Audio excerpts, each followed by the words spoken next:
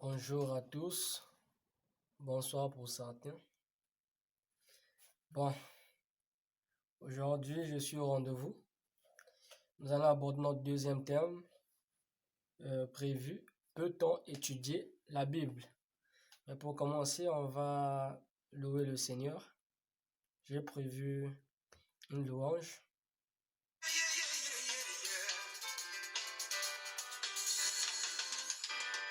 Je veux me réjouir dans le Dieu de mon salut.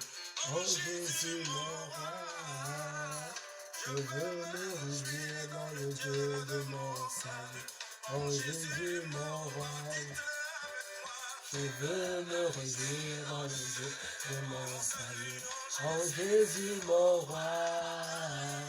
Je veux me réjouir dans le Dieu de mon salut. Oh Jésus mon roi. Je veux me réjouir dans le Dieu de mon salut. Oh Jésus mon roi.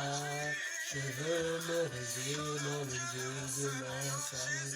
Oh Jésus mon roi. Il rend mes pieds semblables à ceux de bichon, à qui me fait marcher. Il me fait marcher sur les lieux élevés. L'Éternel est ma joie. Il rend mes pieds semblables à ceux de bichon. Il me fait marcher sur les lieux élevés. L'Éternel est ma force. Alléluia, Alléluia, Alléluia Jésus. Alléluia, Alléluia, Alléluia Jésus. Alléluia, Alléluia, Alléluia Jésus.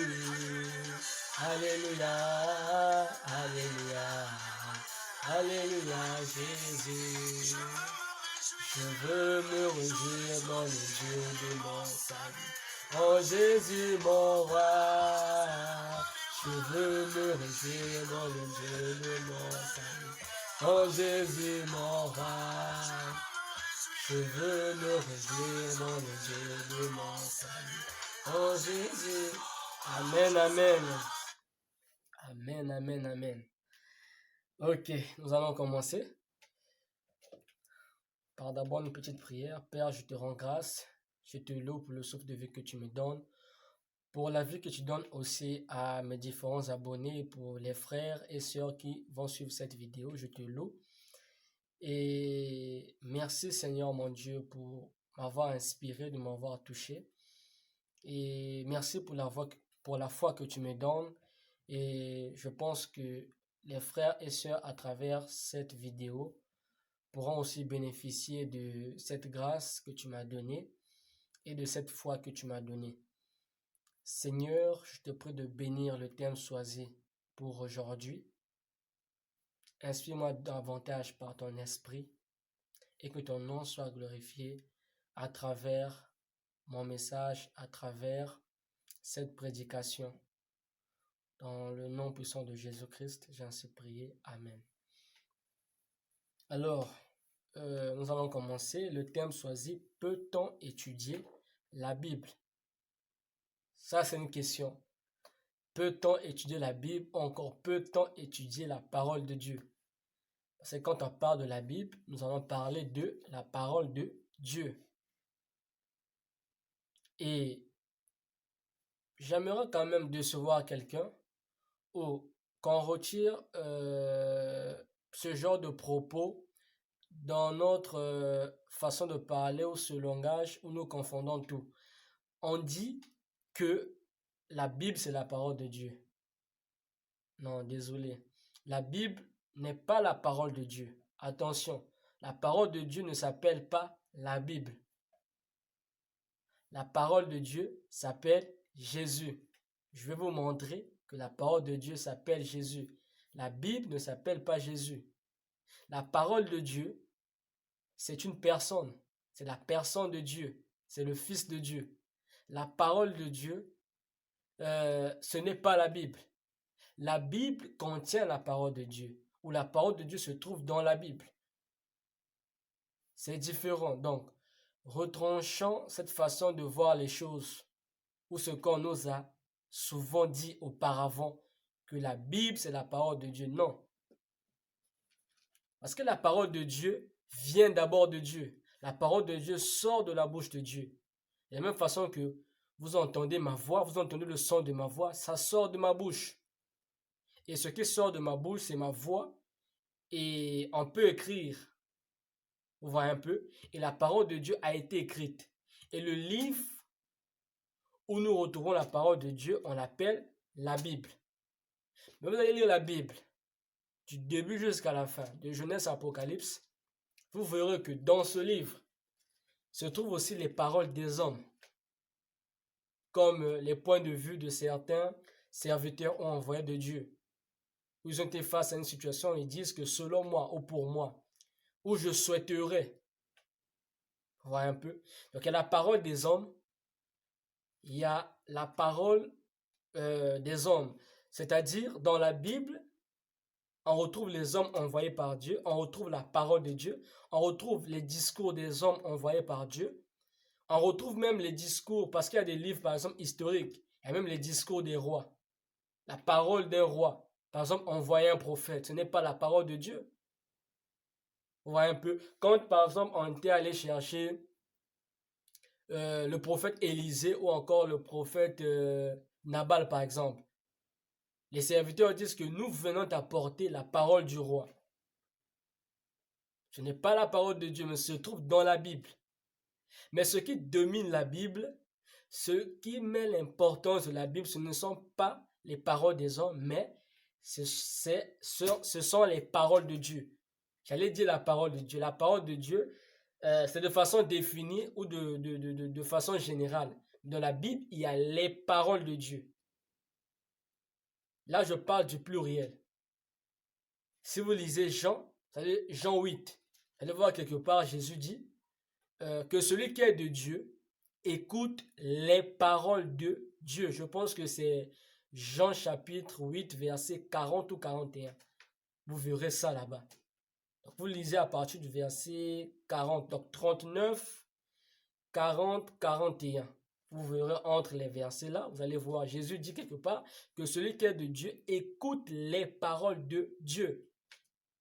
Et quand Jésus dit écouter, ce n'est pas la lecture. Hein? Vous voyez? Donc, pendant que je vous parle, l'Esprit de Dieu est en moi. L'Esprit de Dieu peut vous parler, vous voyez, sans que vous vous rendez compte. À travers un homme. Parce que quand Dieu choisit de parler, en dehors de la voix des songes, des visions, en dehors, par exemple, de la voix audible, tu es là, tu entends une voix te parler, ou tu entends la voix intérieure te parler. Dieu peut parler à travers des hommes, à travers la nature. Par exemple, l'apôtre Paul dit, la nature ne vous enseigne-t-elle pas? Il parle de la parole de Dieu.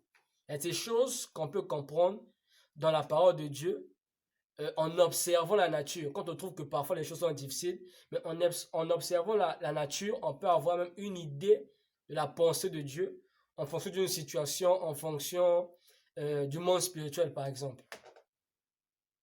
Donc là, je viens pour repréciser des choses ou fixer certaines choses ou des bases en ce qui concerne la parole de Dieu ou en ce qui concerne la Bible.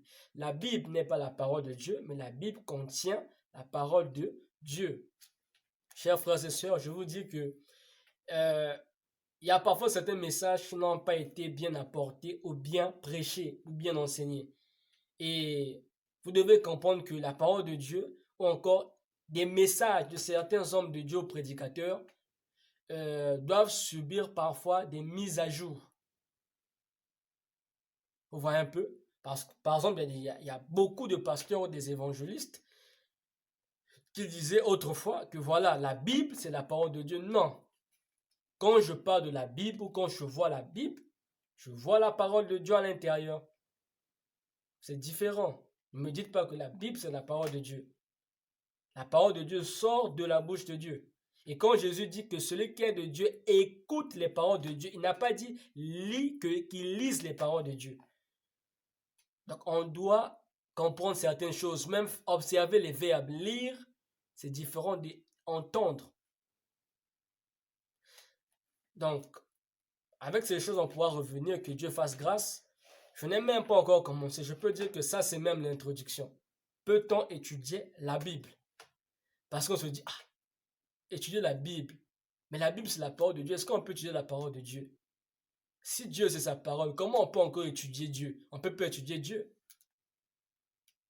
Je vais vous montrer qu'on peut étudier la parole de Dieu. La question là, c'est oui. On peut étudier la Bible, on peut étudier la parole de Dieu. C'est affirmatif, c'est pas négatif. Et qui étudie la parole de Dieu étudie Dieu. C'est pas difficile d'étudier Dieu. Ça peut être complexe, mais c'est pas difficile. On ne peut pas étudier Dieu en totalité. Déjà que Dieu, dans la Bible contient tout ce qui est dispensable pour le salut de l'homme. Mais la Bible ne contient pas toute la parole de Dieu. Parce que Dieu, il ne s'est pas limité seulement à parler aux prophètes qui figurent dans la Bible, aux apôtres qui figurent dans la Bible. Ils ont reçu des messages en fonction de leur temps et des messages qui sont basiques, les messages qui font la base, les fondements de la foi chrétienne, les fondements pour le salut. On voit un peu, mais Dieu continue à parler. Jusqu'aujourd'hui, Dieu continue à parler. De la même façon que vous m'entendez, de la même façon, un jour, vous pouvez entendre Dieu. Par exemple, vous êtes comme au milieu d'un sommeil, prêt à vous réveiller, vous entendez une voix. Donc c'est comme dans l'inconscient, vous entendez une voix. Ça m'est déjà arrivé. Où je dors, je fais un rêve, mais j'entends une voix me parler, mais je ne vois personne. Vous voyez un peu?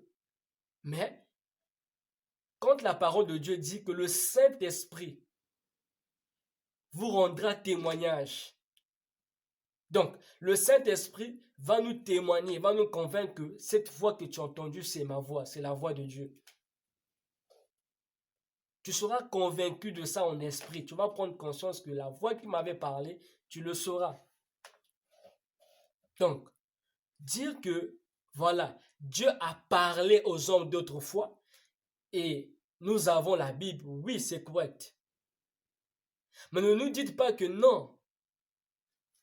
Que si un homme dit, écoutez la parole de Dieu, écoutez, Dieu m'a parlé, ou j'ai reçu la parole de Dieu pendant que je dormais, vous dites que non, la parole de Dieu se trouve dans la Bible. Non, ça c'est une confusion. La parole de Dieu se trouve dans la Bible. Mais la parole de Dieu se trouve dans l'esprit de l'homme. Le jour que je vais aborder le thème sur qu'est-ce que la parole de Dieu, que signifie la parole de Dieu, vous allez comprendre ça. Là, c'est dans l'introduction. Donc, peut-on étudier la parole de Dieu? Oui, on peut étudier la parole de Dieu. On peut étudier la Bible. Je vais vous donner des versets, comme vous aurez le temps.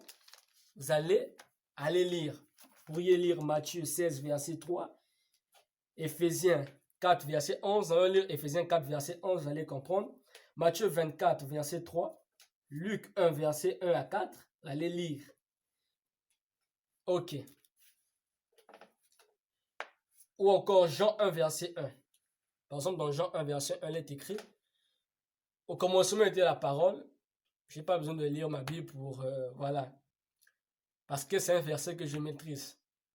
Ayez cette habitude de retenir les versets, c'est important. Parce que Jésus dit, dans Jean 14, verset 14 ou 15, il dit ceci, que celui qui m'aime, qui garde mes commandements. Donc si tu es enfant de Dieu, tu dois apprendre à garder cela par cœur. Tu enregistres dans ta tête, tu mémorises. Donc, Jean 1, verset 1, par exemple, la Bible dit, au commencement était la parole était avec Dieu, et la parole était Dieu.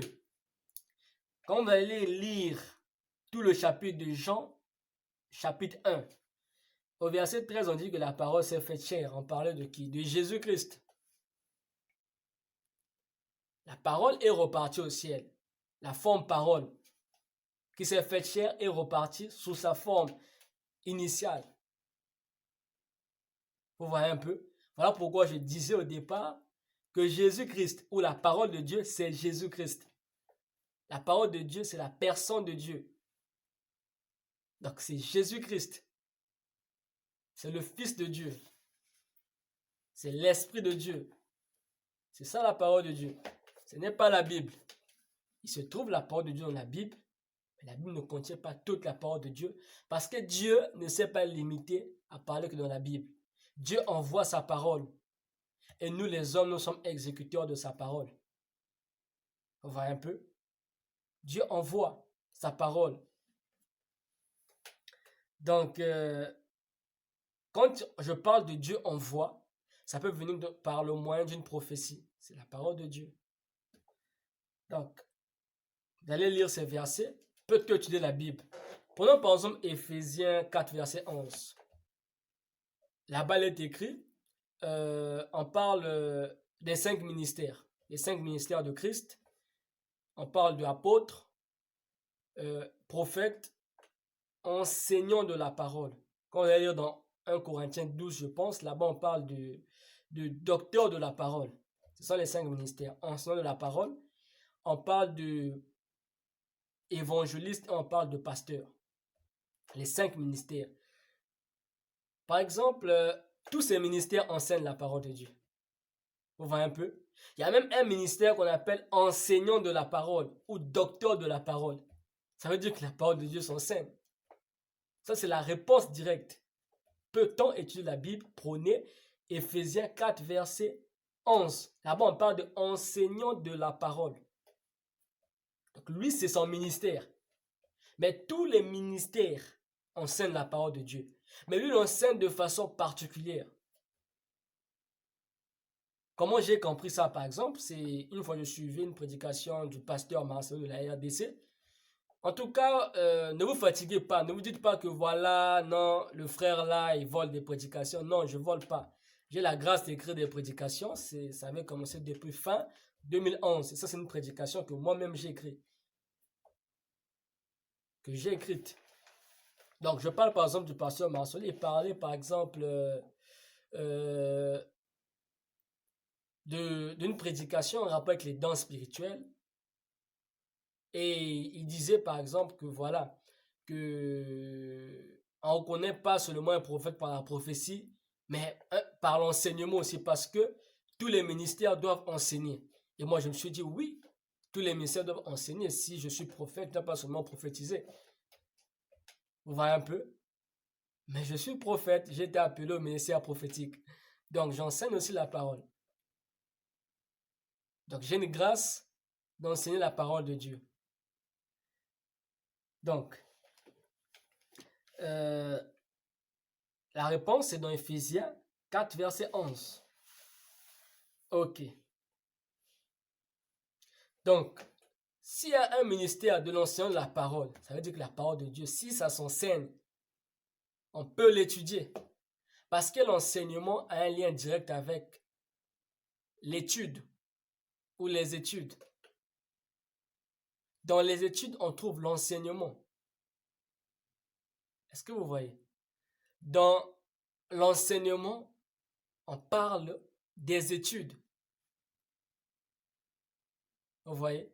Par exemple, même pour aborder ce thème, j'ai étudié. J'étais obligé d'étudier la Bible pour voir quels sont les versets que je peux vous donner afin que vous compreniez qu'on peut étudier la parole de Dieu. Si la parole de Dieu est enseignée, ça veut dire qu'on peut l'étudier. C'est simple. Ok, nous allons. Donc, on doit d'abord comprendre. Voilà. Je vais d'abord répondre à une question. Voilà. Vous qui critiquez voilà, les théologiens, aujourd'hui, chers frères, chères sœurs, même si tu es dans des églises de réveil, bon, moi aussi je suis dans une église de réveil, actuellement, souvent c'est dans les églises de réveil qu'on critique parfois certaines églises, comme l'église catholique, l'endroit par exemple où on forme des prêtres, le séminaire, vous voyez un peu. Vous dites que non, les cours théologiques, non, c'est pour les prêtres. Non, ça c'est un niveau, voilà. C'est rien ça. On ne peut pas étudier Dieu. C'est ce qu'on nous disait souvent dans l'oreille, on entendait parfois des débats comme ça. Mais je vous dis, si on peut étudier la parole de Dieu, on peut étudier Dieu. Si un homme peut étudier sa femme peut l'étudier. Donc, la femme de Jésus, c'est l'Église. C'est l'Église. Parce que la Bible déclare que Christ est l'époux de l'Église et l'Église est l'épouse. Donc, l'épouse de Christ peut étudier Christ, tout comme Christ peut étudier l'épouse. Vous voyez? Pour marcher ensemble, quand on étudie une chose, c'est pour comprendre la chose, pour comment dirais-je? Voilà, que l'Esprit de Dieu m'aide à vous faire comprendre. Donc, comprenez ça dans le sens de l'épouse et de l'époux. Pour bien être dans un foyer, tu dois apprendre à étudier ton époux ou ton épouse. Christ est l'époux de l'Église. Donc, l'Église a appelé à étudier Christ pour comprendre Christ. Parce que si on ne comprend pas Christ, on sera une épouse infidèle. Si on ne comprend pas Christ, on ne fera pas la volonté de Christ.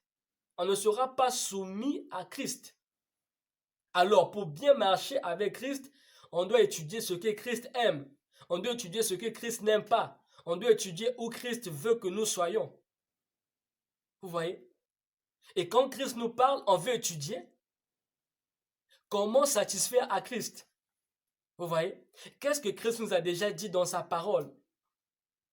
Vous voyez? Et Dieu nous appelle à le comprendre, à le connaître, voilà. On dit la vraie connaissance, c'est connaître Christ. Vous voyez, c'est ça la vérité. Quand tu connais Christ, tu vas connaître la vérité parfaite.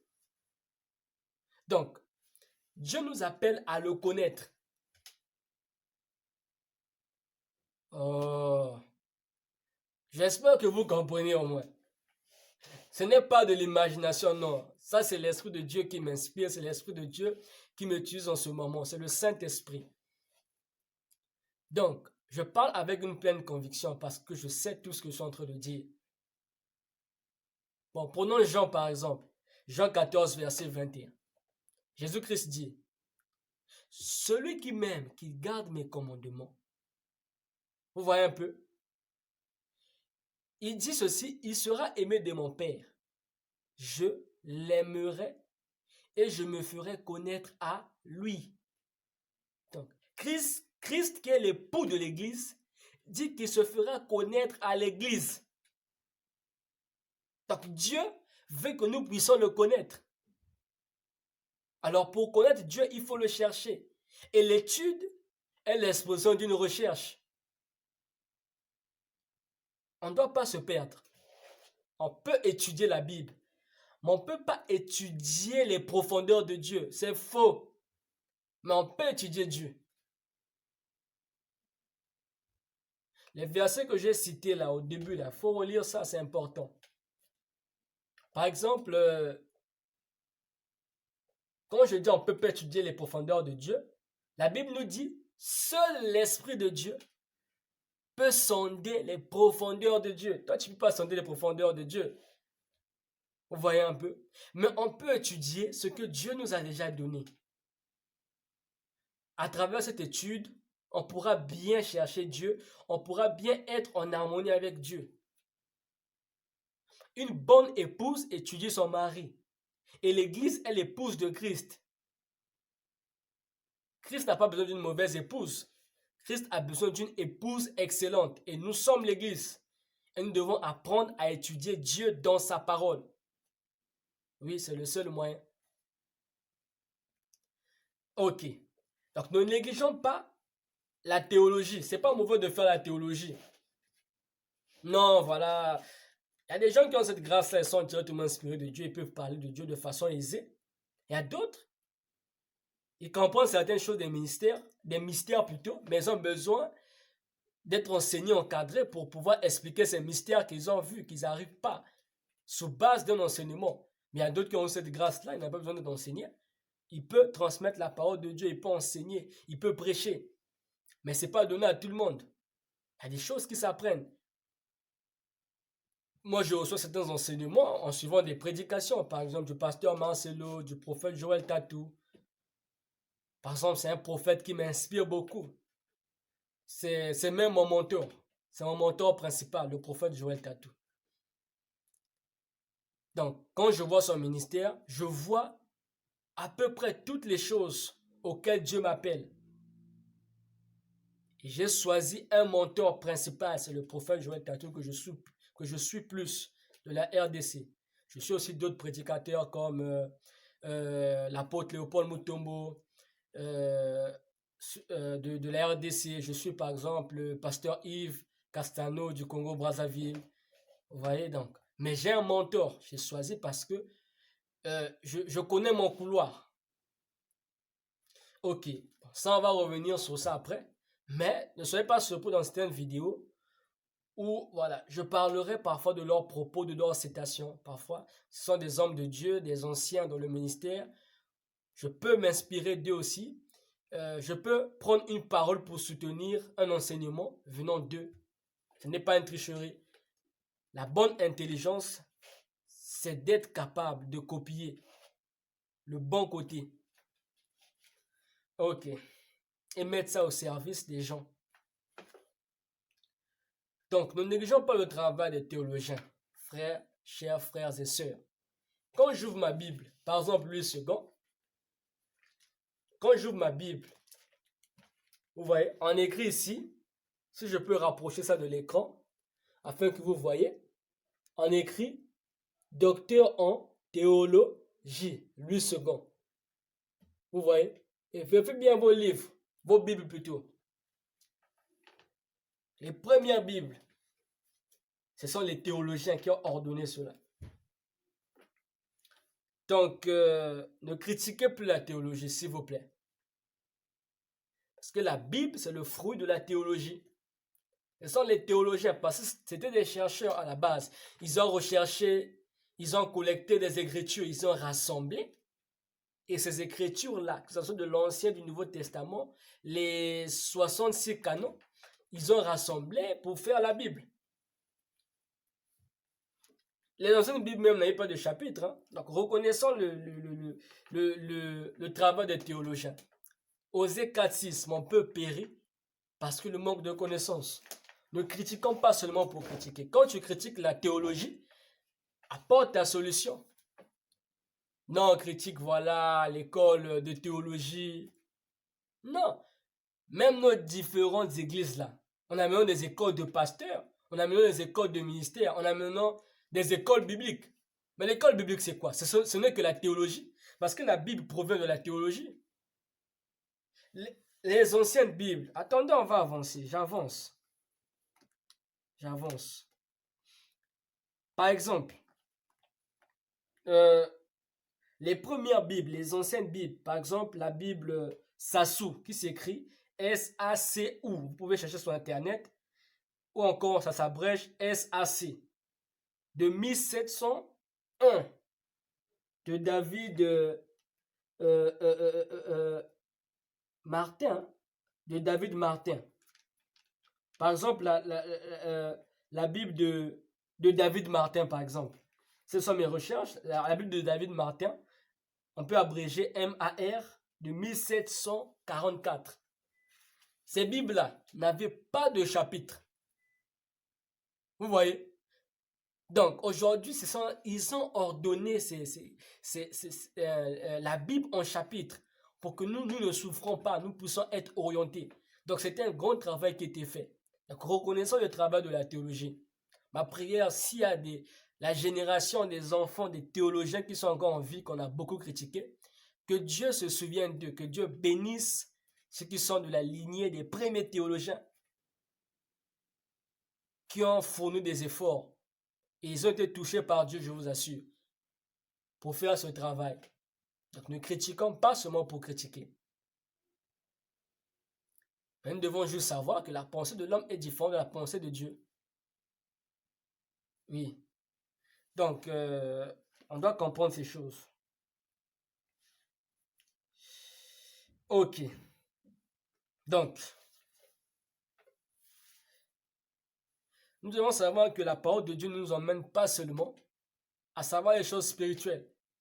La parole de Dieu nous amène aussi à savoir des choses physiques. Par exemple, je suivais, c'était comme un documentaire sur YouTube. On disait les 7 choses que la science approuve concernant la Bible. On dit par exemple que celui, par exemple, c'est un Américain. Je ne sais pas si je pourrais découvrir, si j'avais écrit ça. C'est un Américain, par exemple, lui pour savoir que dans la mer, il y avait des roches, il y avait comme des collines dans la mer, c'était en lisant la Bible. C'était un chercheur. Mais en lisant la Bible, il a découvert que c'était le livre de Job qu'il lisait, je pense, si j'ai bonne mémoire. Il s'est aperçu que dans la Bible, il y avait d'autres créatures en dehors des poissons. Dans la Bible, dans la mer plutôt, il y avait, comment dirais-je, des arbres, des plantes. Il ne savait pas. On voit un peu. Donc c'est en lisant le livre de Job ou encore du prophète Jonas. En tout cas, c'était comme un documentaire et ils ont dit que cet Américain-là s'était aperçu que dans la mer, il y avait des choses qui existaient parce qu'il avait lu la Bible. Il était allé, ça l'avait poussé à aller chercher. Vous voyez? Donc, la parole de Dieu ne nous aide pas seulement à comprendre les choses spirituelles, même les choses physiques. Prenons Jean 1, verset 3. Jean 1, verset 3. Je vais lire rapidement pour vous. Soyez attentifs, ça va vous bénir. Quand vous suivez ce genre de message, il faut partager. Il ne faut pas seulement garder pour vous-même. Ok. À travers ce terme, nous allons découvrir, voilà, comment nous pouvons lire la Bible, comment nous pouvons méditer la parole de Dieu, parce que nombreux ne le savent. Ok. Je disais que la parole de Dieu ne nous aide pas seulement à comprendre le monde spirituel, la spiritualité, mais cette parole nous aide aussi à comprendre le monde physique, nous aide à comprendre la nature et ses lois, nous aide à comprendre, voilà, tout ce que je suis en train de vous citer là. Par exemple, prenons Jean 1, verset 3 et Hébreux 11, verset 3. Rapidement, vous allez voir que dans la Bible, dans Jean 3, dans Jean 1 plutôt, verset 3, la Bible déclare, toutes choses ont été faites par elle et rien de ce qui a été fait n'a été fait sans elle. Bon, je remonte. Au commencement était la parole et la parole était avec Dieu et la parole était Dieu. Ça c'est verset 1. Elle était au commencement avec Dieu. Toutes choses ont été faites par elle, la parole, et rien de ce qui a été fait n'a été fait sans elle. Vous voyez? Donc, tout ce qui concerne l'existence a été fait par la parole de Dieu. Si on prend par exemple Hébreux 11, Hébreux 11, 3, Hébreux 11, verset 3, avec moi. Si tu n'as pas la Bible, achète la Bible. Et je te conseille d'avoir un cahier de notes. Hébreux 11, verset 3, on dit, c'est par la foi. Wow. Que nous reconnaissons que le monde a été formé par la parole de Dieu, en sorte que ce qu'on voit n'a pas été fait de choses visibles. Est-ce que quelqu'un peut comprendre cela? On a d'abord lu Jean 1, verset 3. Vous savez, quand vous lisez la Bible, je vais vous parler de quelque chose. Quand par exemple vous étudiez la Bible,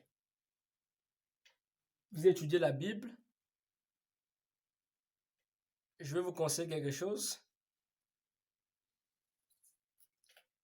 Par exemple, quand vous prenez une Bible comme 8 secondes, 8 secondes, c'est sous-titré ou c'est titré. Chaque chapitre est titré. On donne un titre à un chapitre. Par exemple, quand j'ouvre ma Bible, Jean chapitre 1, on a écrit la parole faite chair. Quand je vais par exemple au chapitre 2, on écrit premier miracle de Jésus aux noces de Cana, où il avait changé de l'eau en vin. Donc, de 1, c'est d'abord ça l'importance. De 2, il y a il y a des versets qu'on met dans certains passages. On peut retrouver ces versets dans l'Ancien ou le Nouveau Testament. Ces versets te montrent le rapport ou le lien avec l'Ancien ou le Nouveau Testament. Ou encore dans le Nouveau Testament, on parle des évangiles et on parle des Saintes Écritures. Quand on parle des Saintes Écritures, on voit les épîtres. Que ce soit écrit par l'apôtre Paul, l'apôtre Jean, l'apôtre Pierre. Vous voyez? Donc, ces versets-là, dans certains passages, te donnent des rapports, des liens.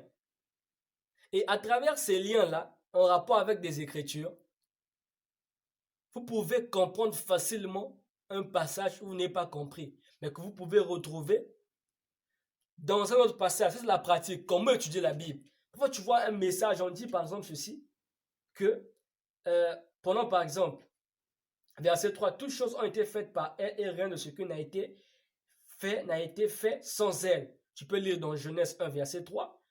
Là-bas, on va dire, Dieu dit que la lumière soit et la lumière fut. Vous voyez un peu? Vous pouvez prendre Psaume 33, 6, vous pouvez prendre Éphésiens. Ce sont les versets qu'on met là. Éphésiens 3, 9, Colossiens 1, 16, Hébreux 1, 2. Maintenant, si tu as une autre version, c'est Hébreux 1, 3. 1, verset 3. C'est-à-dire, quand vous lisez la Bible, parce qu'il y a plusieurs versions, mais il y a le même message. Le message clé de la Bible, je ne cesse de dire aux gens que le message clé, c'est Jésus-Christ. Et si tu trouves une Bible qui n'a pas la mort et la résurrection de Jésus-Christ, mon frère, ma soeur, pardon, mets cette Bible de côté parce que c'est une fausse Bible. Ça veut dire qu'elle n'existe pas. Je ne reconnais pas une Bible, quelle que soit la version, où on a enlevé la mort et la résurrection de Jésus-Christ. Mais si on venait de changer la Bible ou de modifier, on enlève seulement cette partie-là, on te donne ça. Mon frère ou ma soeur refuse. Ce qui est la base de la foi, c'est la mort et la résurrection de Jésus-Christ. C'est grâce à ça que nous sommes sauvés. S'il n'y avait pas ça, on devait être condamné. Ok. Donc, vous verrez que là-bas, dans Hébreu, vous voyez, donc dans Hébreu, on dit ceci, que c'est par la foi que nous reconnaissons que le monde a été formé par la parole de Dieu, en sorte que ce qu'on voit n'a pas été fait de choses visibles. Donc, je réponds déjà à la question là. Tout ce qu'on voit là a été fait des choses invisibles, a été créé par l'invisible. Dans l'invisible, on trouve Dieu, les anges et les démons. Mais tout ce qui est invisible, par exemple, n'est pas forcément spirituel. C'est comme les microbes, les bactéries qui sont vus à l'aide d'un microscope. C'est comme par exemple les étoiles, la lune, le télescope. On peut voir la lune correctement, les étoiles. Mais c'est hors de la terre, c'est invisible. Ton œil ne voit pas, tu vois juste la lumière. Mais à l'aide d'un télescope, tu peux bien observer la lune. Donc, tout ce qui est invisible n'est pas spirituel. Vous voyez? Mais ici, on parle on dit qu'en sorte que ce qu'on voit n'a pas été fait de choses visibles. Vous voyez? Donc, le monde là, la terre là, n'a pas été créé par exemple, la planète, par exemple, Pluton, ou encore Jupiter. La Terre n'a pas été créée par Jupiter. On te dit que non, la Terre a été créée par la planète Jupiter. Comme Jupiter, c'est le père. Ça, c'est le mensonge. C'est pas la vérité. Est-ce que vous voyez? Donc, la Terre a été créée. Jupiter, tu ne vois pas Jupiter, tu connais juste dans l'histoire ou dans les études scientifiques. Ou à l'aide d'un télescope, tu vois Jupiter. Mais là, tu es sur la Terre, mais tu ne sais pas qu'il y a Jupiter. C'est invisible. C'est pas parce que c'est invisible que c'est pas visible avec nos yeux physiques. On peut voir, mais ce qui est spirituel, on ne peut pas voir avec nos yeux physiques. C'est avec des yeux spirituels. Et si tu n'as pas des yeux spirituels, mon frère, il faut demander à Dieu qu'il t'ouvre des yeux. Ma prière, si c'est toi qui m'écoutes, que Dieu t'ouvre les yeux spirituels, qu'il t'ouvre les oreilles spirituelles.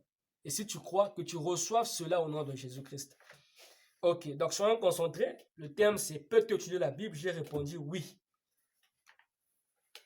On avait vu la réponse. Soit quelqu'un prend Éphésiens 4, 11. où il prend, voilà, Matthieu 16, 3 par exemple. Donc, il y a des réponses comme ça, il faut déjà connaître. Tu es chrétien. Donc, je disais que, voilà, tout dépend des... Il y a des versions où, par exemple, je prends par exemple un exemple, où elle dit par exemple, jeune, rejette-toi de ta jeunesse. Si tu ouvres ta Bible, Ecclésiaste 11, verset 9, parfois tu ne trouveras pas ça dans Ecclésiaste 11, verset 9, mais tu trouveras ça par exemple dans 8 secondes, dans Ecclésiaste 12, verset 1. Est-ce que si tu trouves ce même passage dans Ecclésiaste 12, verset 1 et dans une autre Bible dans Ecclésiaste 11, verset 9, est-ce que cela te dit que la Bible se contredit? Faux! C'est pas parce qu'il y a comme un désordre ou encore certains versets dans certaines Bibles sont placés peut-être après ou avant, voilà, certaines citations ou discours que tu vas te dire que voilà, que non, les hommes ne s'entendent pas parce que voilà, comme il y a plusieurs versions, celui-là, mais Jean chapitre 1 par exemple, verset 2, par exemple, il dit Jésus pleura, mais lui là-bas, il met Jean chapitre 1, verset 2. Là-bas, on dit, par exemple, Jésus avança et vit par exemple Lazare. Vous voyez un peu. Mais Jésus pleura par exemple dans sa Bible, dans cette version, par exemple, se trouve dans Jean chapitre 3. Dans Jean chapitre 3, verset 1. Ou encore dans Jean chapitre 1, verset 3, par exemple. C'est juste des exemples. Pour que les gens comprennent. Quand on te cite un passage, tu n'as pas vu ça dans ta Bible, ne te panique pas pour dire que non, le prédicateur a faussé ou bien s'est trompé de l'écriture. Prends ton temps et regarde. Vois avant ou après. Il y a beaucoup de Bibles où on te cite par exemple, on te dit par exemple Jean, chapitre 1, verset 10. Mais ce qu'on t'a dit là, on a lu là, dans Jean chapitre 10 là, on peut trouver ça dans une autre Bible, dans Jean chapitre, par exemple Jean chapitre 10, verset 3, par exemple, dans d'autres Bibles, on peut trouver ce qu'on te dit là, ce qu'on lit là, dans Jean par exemple chapitre 10, verset 5. Ou verset 7 par exemple. Mais ça ne montre pas que la Bible se contredit. Ah non, il n'y a pas de fausseté là-dessus. Donc je prends du temps pour insister afin que les gens comprennent. Ok. Déjà la réponse à la lecture biblique. Tout le monde peut lire la Bible. Tu peux lire la Bible du début jusqu'à la fin. Tu peux lire un livre biblique. Par exemple le livre d'Apocalypse. Tu peux pourtant finir ça, le livre de Genèse. Mais rien ne prouve que tu as compris. C'est pas parce que tu as lu un livre que tu as médité la Bible. Que tu as lu un livre biblique. Par exemple le livre d'Exode que tu as médité Exode. Non. Tu as fait ta lecture comme tout le monde. Tu peux comprendre quelque chose. Mais la bonne compréhension, c'est lorsque l'Esprit de Dieu t'inspire, l'Esprit de Dieu t'enseigne. Donc, il y a une différence entre méditer et lire la Bible. Il y a une différence entre étudier et méditer. Mais un jour, je vous parlerai vraiment de la méditation biblique. Vous allez voir dans la Bible, hein, on parle par exemple de, voilà, dans Josué 1, verset 8, on dit que celui de la loi ne se donne point ta bouche. Médite-le jour et nuit. Vous voyez un peu, méditer. Et le verbe méditer. La méditation. Mais dans aucun endroit de la Bible, on te parle de la méditation. Comment faire la méditation? Ou comment bien méditer? Ou quels sont les éléments qu'on a besoin pour bien méditer? À observer pour bien méditer. On ne te parle pas de ça. Mais par exemple, le jeûne, on te parle, voilà, comment faire un jeûne. Si tu lis par exemple dans Ésaïe, on te parlera du jeûne. Comment faire le jeûne? Comment bien jeûner? Les choses à observer pendant un jeûne. Et peut-être qu'il y a des choses à observer pendant une méditation. Vous voyez? Mais ce n'est pas ça. Donc, tout n'est pas écrit. Mais l'essentiel est écrit. Il y a des choses qu'on découvre. La Bible dit que Dieu cache les choses pour sa gloire. Vous voyez un peu? Mais la gloire des rois, c'est de sonder les choses. Mais Dieu, il cache les choses pour sa gloire. Mais c'est un Dieu qui révèle. Donc, on doit comprendre ces choses. C'est très important. Ok. Alors, comment étudier la Bible? Je vais vous donner 3 points. Non, 4. En fait, si je suis arrivé à comprendre cela, c'est parce qu'au départ, il y avait une jeune fille qui m'avait poussé. Que Dieu la bénisse. Non, je ne suis pas obligé de vous dire le nom. Peut-être qu'il y a des dragueurs si vous allez partir. La rechercher, voilà, sur les réseaux sociaux. Bon, c'est pas mauvais pour celui qui cherche une femme. Mais voilà, si vous voulez, écrivez-moi en privé. Bon, de toutes les façons, voilà, je ne dis rien. Voilà, mon rôle, ce n'est pas de connecter, voilà, les gens, trouver leur femme et tout. Non, non, non. Je ne fais pas ce travail. Ok, c'est juste pour s'amuser. On met ça en parenthèse. Donc, c'est grâce à cette fille-là, elle me posait des questions, mais moi, quand j'ouvre ma Bible, je m'ennuie. Quand j'ouvre ma Bible, je ne sais pas quoi lire. Elle m'a posé la question. Moi, j'ai dit non, il faut lire, tu vas t'habituer. Parce qu'au départ, je ne savais pas comment expliquer à quelqu'un comment je fais. Je pouvais passer 2 ans en train de lire la Bible, 3 ans en train de lire la Bible. Je suis en train de méditer. Mais je ne sais pas expliquer à quelqu'un. Je ne savais pas expliquer, mais aujourd'hui, je sais expliquer. Quand je comprends ces choses, je viens maintenant pour vous donner. On ne m'a pas enseigné, mais c'est par la grâce de Dieu que j'ai su ces choses. Et c'est aussi en fonction de mon ministère. Et Dieu est en train aussi de m'enseigner de façon personnelle. Je peux recevoir certains enseignements en suivant d'autres prédicateurs à la télévision.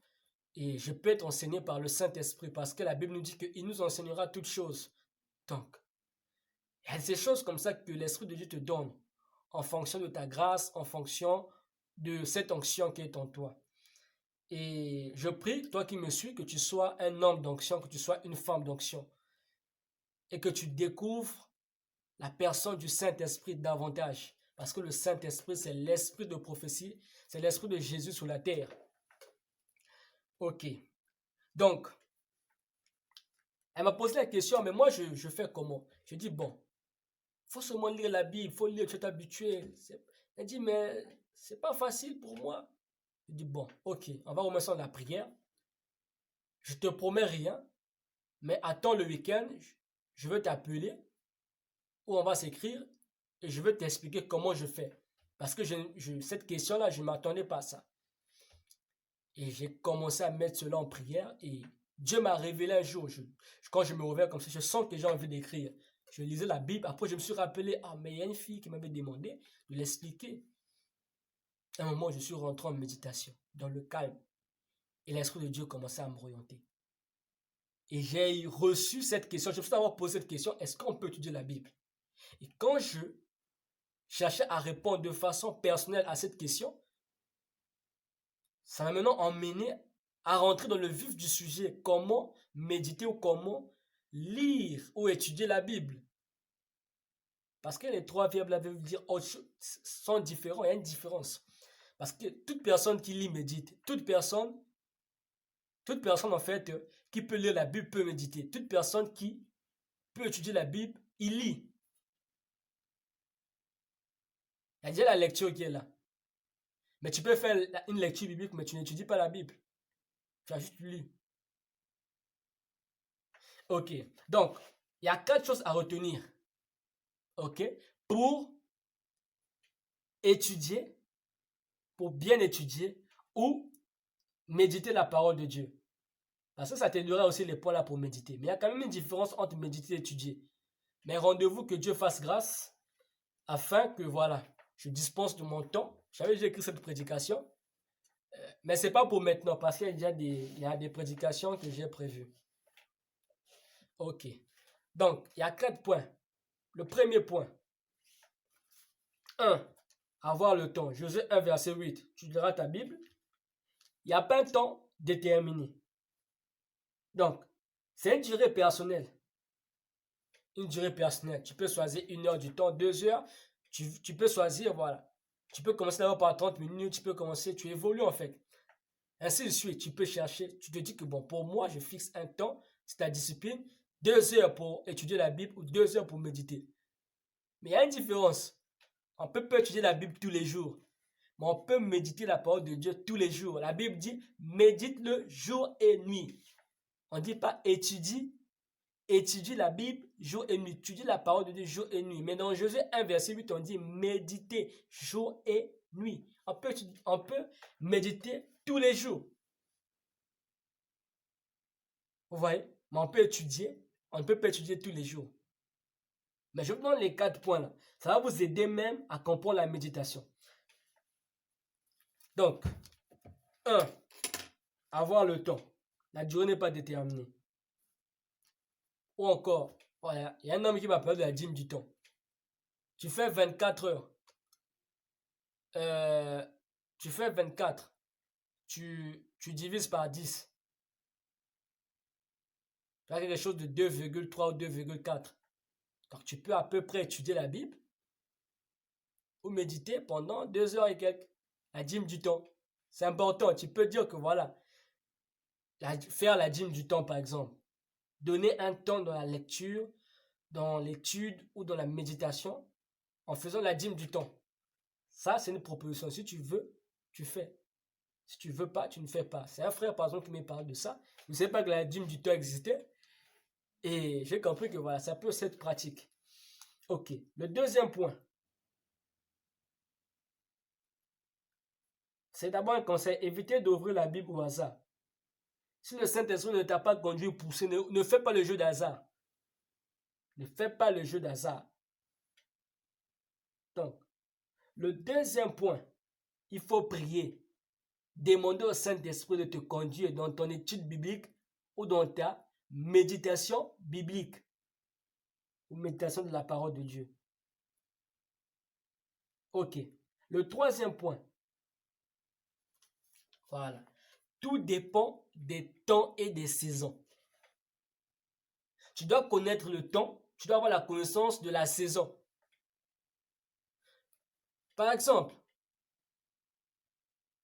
tu es dans un combat spirituel, tu reçois des attaques, ou tu rêves, tu as des messages de la mort par exemple. Toi tu prends le livre de Genèse parce que tu as envie de lire la Bible. On t'a dit que voilà la Bible, ou lire la parole de Dieu, c'est rentrer en contact avec Dieu. Il faut chercher Dieu.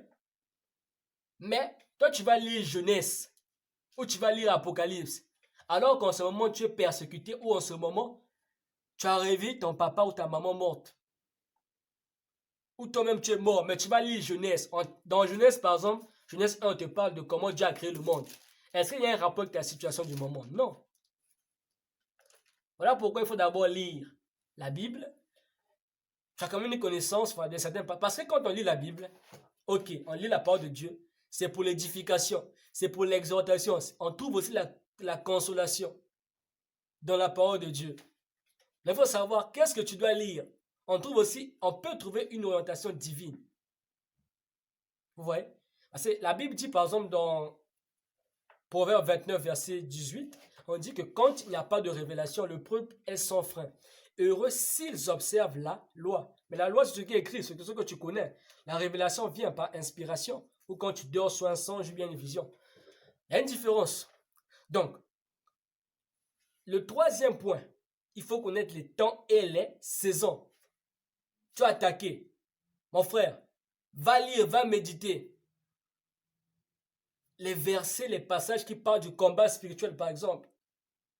Prends par exemple même le psaume le plus connu, psaume 91. C'est un puissant psaume. En tout cas, là-bas, il est écrit psaume 91, verset 1, par exemple.